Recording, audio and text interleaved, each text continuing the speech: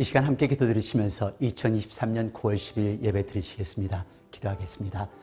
사랑의 많으신 하나님 아버지 감사합니다. 지나간 일주일 동안 또 지나간 시간 동안 저희들을 지켜주시고 인도하신 우리 하나님의 은혜에 무한한 감사와 영광을 드립니다. 오늘 거룩한 주일을 맞이하여 온 식구가 함께 모여 함께 경배하며 찬양의 예배를 드릴 수 있게 해주심을 얼마나 감사한지요. 아직도 전 세계 곳곳에 쓰는 실많은 당신의 자녀들이 있사오니 이 땅의 재앙과 전쟁을 멈추어 주시옵소서. 모든 악을 소멸시켜 주시옵소서. 악과 싸울 수 있는 믿음의 담력을 저희들에게 허락하여 주옵소서. 예배의 시종을 주관하시길 바라오며 예수 그리스도를 받들어 감사드리며 기도드렸습니다. 아멘. 오늘 하나님의 말씀은 마태복음 14장 28절과 29절 말씀 되겠습니다. 함께 봉독하겠습니다.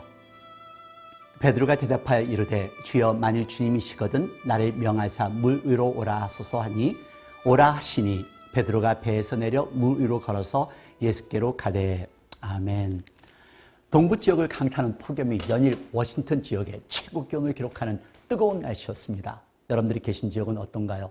워싱턴의 새 공항인 덜레스 에어포트와 벌티모어 공항 그리고 내셔널 공항의 기록을 갈아치웠다고 합니다. 100도까지 이르는 더위였었으니까요. 서늘한 가을이 오는 듯 하더니 갑자기 몰아닥친 폭염 때문에 많은 분들이 고생하셨을 것 같습니다. 하지만 곧 가을이 오겠지요. 조금만 참고 이겨나가십시오. 사실 9월이 되고 찬바람이 불기 시작하면 저는 괜스레 마음이 분주해집니다. 벌써 한 해가 끝나고 새로운 한 해가 시작되는 듯한 그런 느낌이 들기 때문이죠. 아마도 아이들이 상급 학교를 가고 또 2024년 학기가 시작되기 때문일 것이라는 생각도 해보는데요. 그리고 교회로서는 10월이면은 새로운 회계년도가 시작되니까 9월에는 모든 것을 마무리하고 새로운 계획을 만들어야 한다는 분주함 때문에 더 마음에 분주한 생각이 드는 것도 같습니다. 그리고 아직도 허리케인 시즌이 끝나지 않았기 때문에 싱숭생숭한 마음도 드는데요. 플로리다 주민들은 저보다 더 마음이 안 좋으시겠어요. 허리케인 리가 시속 160마일로 캐터고리 5의 강도로 플로리다를 향해 오고 있다는 소식을 접했는데요. 아직 판단하기 이르지만 플로리다 동부 지역에 사시는 분들은 판자를 사다가 모든 유리창을 막는 분들이 계시고 또 보트를 옮기시는 분들이 있으시고 어떤 사람들은 나는 준비가 끝났다. 올 테면 오라 하는 자세로 허리케인을 준비하는 사람도 있습니다. 네, 생각해 보았습니다. 준비한다는 것은 참으로 중요합니다. 아무리 작은 일일지라도 준비하며 살아갈 때 혹시라도 어려운 일이 생겼을 때 잘 대처할 수 있기 때문입니다. 허리케인 시즌은 11월 30일에 끝나기 때문에 아직은 안심할 수가 없습니다. 우리는 이런 자연재해에 대해서 너무 무감각해졌다는 것을 생각해 보는데요. 미디어를 통해서 너무도 많은 사건들을 목격하기 때문에 이제는 어떤 사건이 일어나도 영화나 뉴스에 나오는 사건으로 생각되는 그런 느낌을 받습니다. 이런 사건이 우리에게 일어난다면 어떻게 행동을 할까요? 실제 있었던 사건입니다. 2015년 1월 19일에 있었던 사건인데요. 함께 보시죠. 14살 자네 가정은 다른 가정과 다를 바 없습니다. 교회를 다니고 또 아이가 농구를 좋아합니다. 그리고 친구들과도 잘 어울리기도 하고요. 그런데 사건은 2015년 1월 19일에 일어났습니다. 마틴 루터 킹스 주니어 할러데이 데이죠. 세 친구가 함께 시간을 보냅니다. 그러면서 미시간 레이크에 뛰어 들어가서 놀기 시작을 하는데요.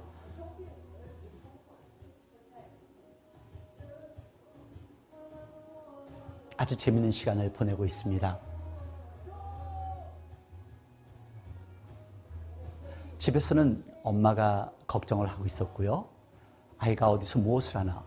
근데 그 얼음 위에서 놀고 있는 아이들을 본 이웃의 아저씨가 소리를 지릅니다. 그 얼음이 안전하지 않으니까 빨리 나와. 네, 그럴게요. 먼저 내 친구 먼저 누르고요. 그러나 그 순간 얼음이 깨어지고 맙니다. 세 친구들 모두가 얼음 속에 빠집니다.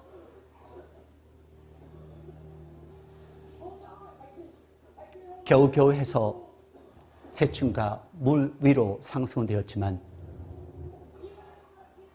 이 영화 속의 주인공 잔은 깊은 얼음물 속으로 빠져들어가고 말았습니다.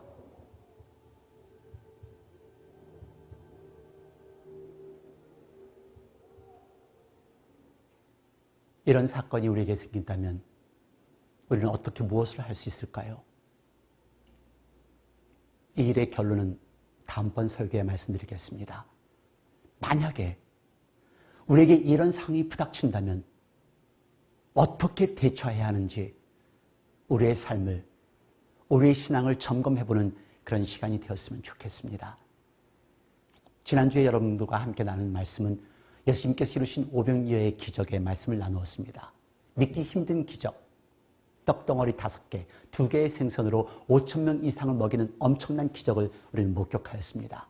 물론 기적에는 작은 소년의 드림도 있었고요, 제자들의 순종함도 있었습니다. 오늘 본문은 또 다른 기적입니다. 바로 그 기적이 일어났던 날, 그날 밤의 일입니다. 바다를 먼저 건너가는 제자들이 기도를 마치고 바다 위로 걸어오신 예수님을 보고 유령인 줄 알고 무서움과 두려움에서 떠는 장면이 오늘 본문에서 전개됩니다. 그리고 베드로가 바다를 걷는 기적의 장면이 오늘 나타납니다. 오늘 본문의 초점은 베드로입니다. 보통 본문을 대할 때 베드로가 물에 빠진 것에만 중점을 두는 경우가 많은데요, 오늘 본문을 통해서 2가지 중요한 교훈을 배우기를 원합니다. 잘 한번 지켜보십시오. 본문 14장 28절과 29절 말씀 다시 보겠습니다. 베드로가 대답하여 이르되 주여 만일 주님이시거든 나를 명하사 물 위로 오라 하소서 하니 오라 하시니 베드로가 배에서 내려 물 위로 걸어서 예수께로 가되 빠지지 않았습니다. 물 위를 걸었습니다. 베드로가 예수님께 말씀한 것은 주님 명하소서 물 위로 오라 하소서 그 한마디였습니다. 네, 믿음이 있었던 것이죠. 주님 말씀하소서, 그러면 제가 물 위를 걸을 것입니다. 여러분, 이런 믿음이 있으세요? 사실 저는 자신이 없어요. 하지만 한때는 우리 모두에게 이런 믿음이 있었다는 것을 한번 생각해 봅니다. 뜨거웠던 시간, 감격의 시간, 감동의 시간, 감사의 시간, 우리 모두가 이런 시간이 있지 않았을까요? 여러분, 아직도 그 감격 기억하세요? 콧물 눈물을 흘리면서 기도하며 매달리던 그 시간이요. 그리고 감사해서 무엇을 행하든 나는 하나님을 위해서 무엇이든 하겠습니다라는 그런 각오와 감동의 시간 기억하세요? 우리 학생들이 수양회를 가면 막 울면서 기도를 합니다. 왜냐고요? 하나님의 은혜 때문에 눈물 흘리는 아이들도 있지만 옆에 친구들이 울으니까 같이 우는 아이들도 있습니다. 저와 여러분에게도 이런 순간이 있었겠죠. 하나님께서 나를 살려주신 은혜를 체험했던 그 시간, 예수님께서 나의 죄를 대신해 돌아가신 그 은혜를 기억했던 그 시간이 있었을 겁니다. 얼마나 감사하셨었나요? 얼마나 감격하셨었나요? 너무도 뜨거웠던 시간이었죠. 그리고 주님을 위해서라면, 하나님을 위해서라면 무엇이든 하겠다는 그런 결심을 하셨었겠죠. 만약에 그런 경험이 없었다면 여러분들의 기도 제목이 응답되었을 때 어떤 기분이셨어요?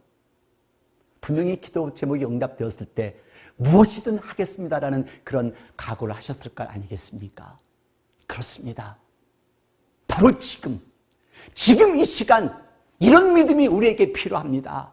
주님 명하소서, 그러면 내가 걷겠나이다. 주님 말씀하소서, 그러면 내가 할 수 있습니다. 주님 말씀하소서, 내가 행하겠습니다. 이 믿음을 찾으셔야 합니다.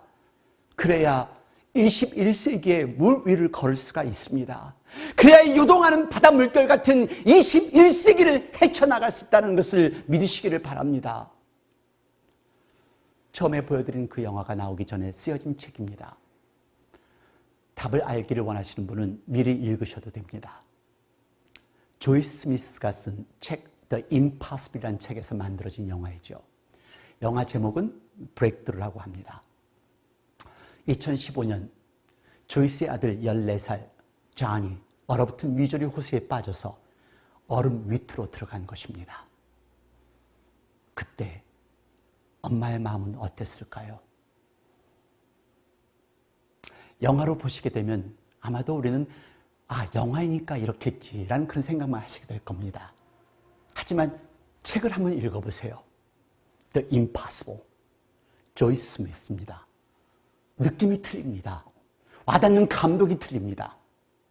그래서 얼마 전에 읽었던 책, 하버드 출신의 교수 메리안 울프가 쓴 Whither, Come Home이라는 책이 있습니다. 한국어로도 번역이 되어 있는데요. 다시 책으로, 독자여 다시 책으로라고 번역을 하시면 되겠습니다.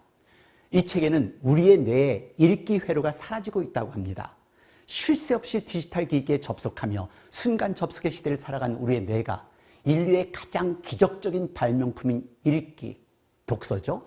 특히 깊이 읽기 능력을 영영 잃어버릴지도 모른다는 경고의 책이 바로 이 책입니다. 그래서 이 책에서는 다시 책으로 돌아가자, 다시 원점으로 돌아가자, 우리의 본성으로 돌아가자는 것이 이 책의 주된 내용입니다. 저도 이 책을 대하면서 그런 생각을 해보았습니다. 우리의 신앙도 다시 원점으로 돌아가야 되지 않을까? 지금 우리를 보십시오. 우리의 신앙생활 얼마나 편한가요? 주일 교회 안 나오면 외부로 설교를 들을 수 있고 유튜브를 통해서 설교를 들을 수가 있고 성경은 안 가지고 다녀도 됩니다. 스마트폰 앱으로 볼 수 있으니까요. 앉아서도 보고 누워서도 예배를 드릴 수도 있고 볼 수도 있습니다. 하나님을 경외하는 경외함이 사라졌습니다. 여러분, 이 디지털 시대에서 우리 벗어나서 첫사랑으로, 아날로그 사랑으로 돌아갔으면 좋겠습니다. 우리 같이 돌아갑시다. 우리 첫신앙으로 돌아갑시다. 첫 믿음으로 돌아가십시다. 우리 성경으로 돌아가십시다. 다시 한번 기도하고 다시 한번 찬양하고 다시 한번 하나님을 뜨겁게 사랑하는 그 첫사랑으로 돌아가는 저와 여러분이 되기를 바랍니다. 그래야 우리가 겪는 이 고통을 이기고 우리의 아픔을 이기고 우리의 슬픔을 이기고 그래야 불가능을 가능하게 만들 수 있다는 것을 기억하십시오. 네, 우리 살아야죠. 그렇기 때문에 예수님을 바라보아야 합니다. 근데 왜 베드로가 물에 빠졌을까요? 14장 30절 말씀 보시겠습니다. 바람을 보고 무서워 빠져가는지라 소리질러 이르되 주여 나를 구원하소서 하니. 예수님을 바라보았을 때 베드로는 물 위를 걸었습니다. 근데 순간 초점이 바뀌었습니다. 주님만 바라보다가 갑자기 바람이 보인 것입니다. 의심으로 믿음이 작은 자가 되어버린 것입니다. 주님만 바라볼 때는 물 위를 걸어가는 기적을 행할 수가 있었는데요. 어느 순간 바람을 보게 되니까 두려웠습니다. 그래서 물속에 빠집니다. 이게 우리들입니다. 어느 정도 신앙생활 하면 우리가 이래요. 주님만 바라보다가 다른 게 보여요. 사람이 보여요. 안 좋은 것만 보여요. 주님이 안 보이기 시작합니다. 예수님이 안 보입니다. 하나님이 안 보입니다. 당신이 처음 예수님 만났을 때 어떠셨습니까? 우리가 처음 예수님을 만났을 때 어땠을까요?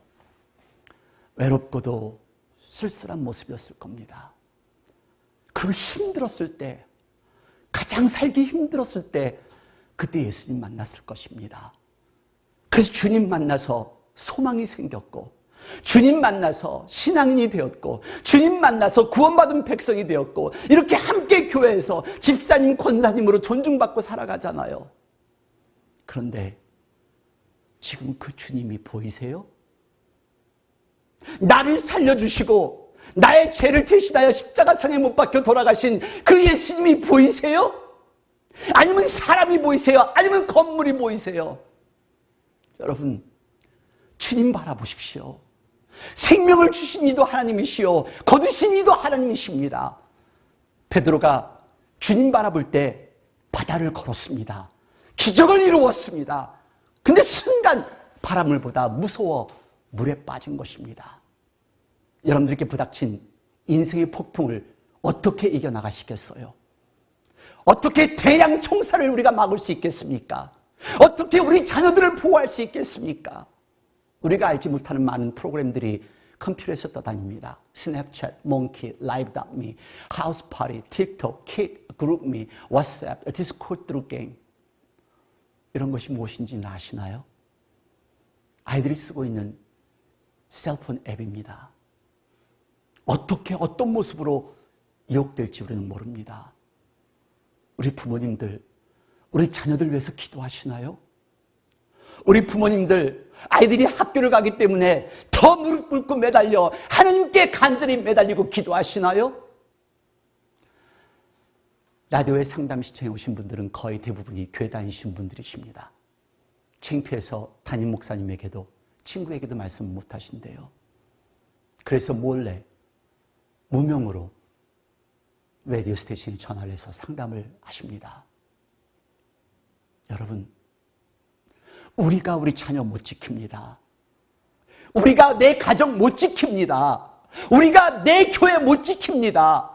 하나님께서 우리 자녀, 하나님께서 우리 가정, 하나님께서 우리 교회, 하나님께서 우리 나라 지켜달라고 기도하셔야 합니다.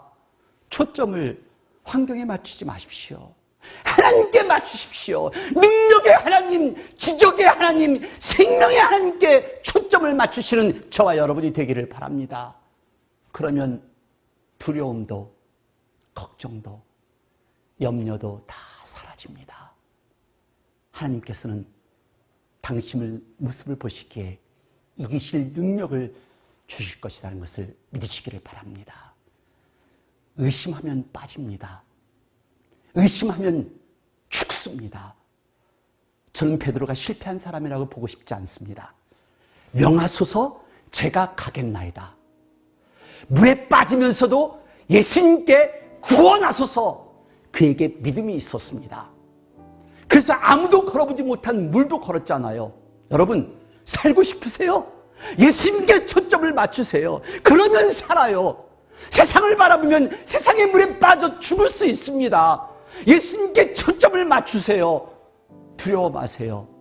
예수님 처음 만났을 때 그 믿음 회복하시기를 바랍니다. 그 믿음 가지세요. 그 믿음으로 학교도 가시고, 그 믿음으로 섬기시고, 그 믿음으로 일하고, 그 믿음으로 하나님과 또 교회를, 성도를 섬기십시오. 그래야 우리가 살 수 있습니다. 우리가 살아야 합니다. 하나님께 초점을 맞출 때 우리는 살 수 있습니다. 기도하겠습니다. 하나님 아버지, 저희들 살려주신 은혜에 감사를 드립니다. 정말로 많은 축복과 많은 기적을 우리들에게 베풀었음에도 불구하고 저희들 그 기적과 축복을 잊어버리고 내 스스로가 이룬 것처럼 착각하며 살아갈 때가 너무도 많습니다. 어려울 때면 어김없이 어쩔고 하며 땅을 치며 눈물 흘릴 때가 있습니다. 아버지 하나님, 힘들고 어려운 시간이라면 하나님께 다시 한번 초점을 맞출 수 있는 저희들이 되도록 만들어 주시옵소서. 이제 하나님께 초점을 맞추고 하나님을 만나는 그날까지 최선을 다하여 하나님의 손을 붙들고 나아가는 하나님의 아들과 딸이 되도록 만들어 주시옵소서. 지금 이 시간 우리 주 예수 그리스도의 은혜와 아버지 하나님의 놀라우신 사랑과 성령의 무한하신 교통하심이 이제 하나님 안에서 하나님께 초점을 맞추고자 다시 결심하는 당신의 귀한 사랑하는 아들, 딸 머리 위에, 가정 위에, 직장 위에, 저희들의 교회와 저희들이 살고 있는 나라들과 지금 이 시각에도 환자를 돌보는 모든 의료진들과 전 세계 곳곳에서 말씀을 전하는 목사님과 선교사님들, 자유와 평화를 위해서 싸우고 있는 미국 병사들 머리 위에 영원토록 함께 하시옵소서. 아멘.